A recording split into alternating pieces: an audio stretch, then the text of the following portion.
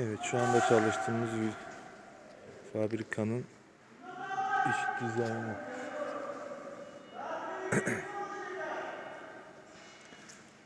Bayağı da son rötuşlarımızı yapıyoruz. İşimiz teslimata girdi.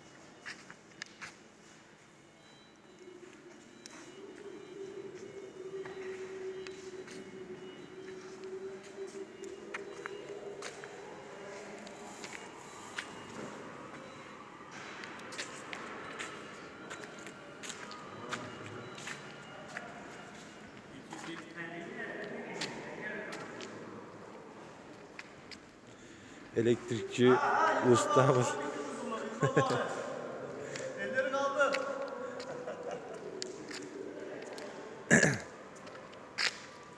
Nereye gidiyorsun böyle?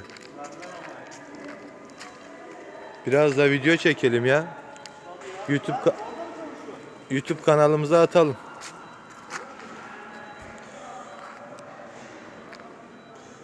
Fabrikanın iç çalışma ofis bölümleri. Sahadayız şu anda.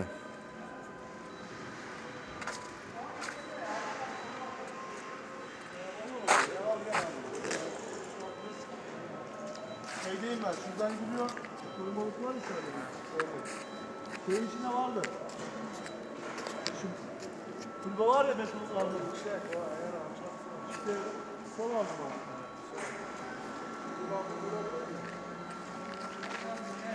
Çekiyorum zaten, YouTube kanalıma atacağım.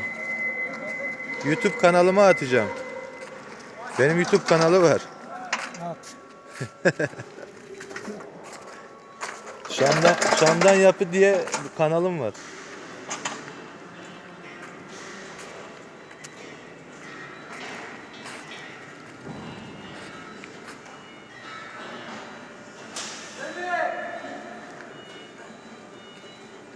Sen ne yapıyorsun abi lan?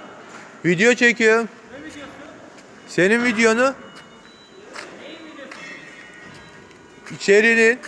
Yasak olduğunu biliyorsun değil mi? Yasakların için yaratılmış. Şeyi çekemezsin.